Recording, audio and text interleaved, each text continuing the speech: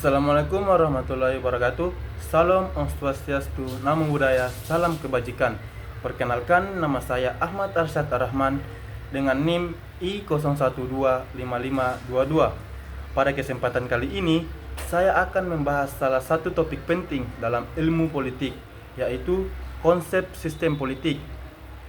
Nah, mungkin dari kita sering mendengar kata politik, tapi belum tentu tahu apa yang dimaksud dengan sistem politik. Padahal sistem politik itu sangat penting untuk memahami bagaimana negara diatur dan dijalankan.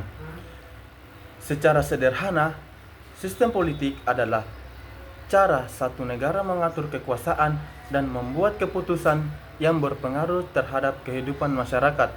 Menurut David Easton, sistem politik adalah proses mengalokasikan nilai-nilai secara otoritatif untuk masyarakat secara keseluruhan. Artinya, sistem politik menentukan siapa yang mendapatkan apa, kapan, dan bagaimana. Sedangkan menurut Gabriel Almond, sistem politik adalah sekumpulan peran dan lembaga yang berfungsi membuat, melaksanakan, dan menegakkan keputusan politik.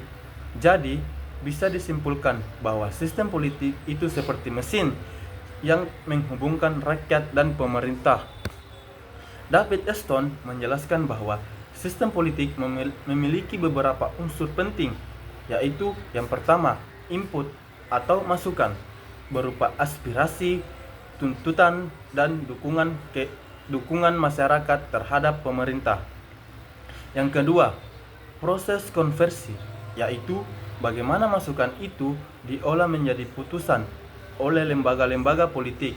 Yang ketiga, output atau keluaran. Hasilnya berupa kebijakan, undang-undang, dan keputusan pemerintah. Yang keempat, feedback atau umpan balik. Tanggapan rakyat terhadap kebijakan tersebut.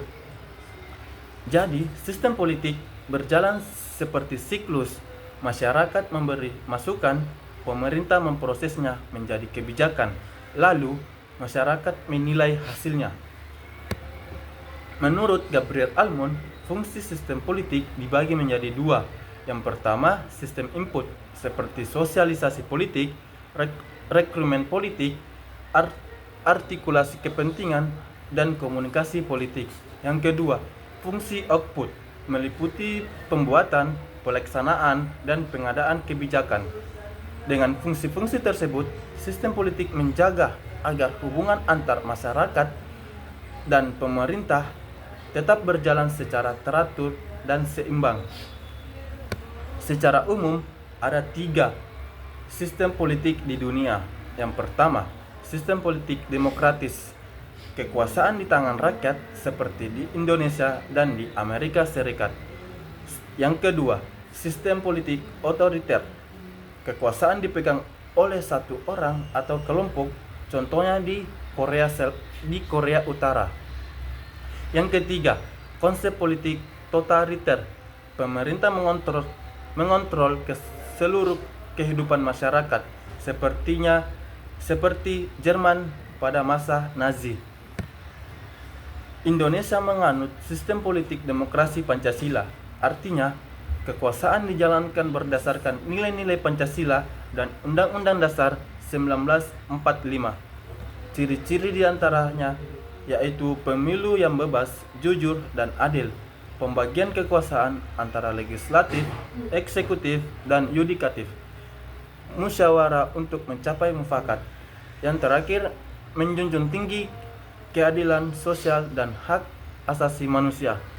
Dari pembahasan tadi, dapat kita simpulkan bahwa sistem politik adalah mekanisme yang mengatur hubungan antara rakyat dan pemerintah dalam proses pengambilan keputusan.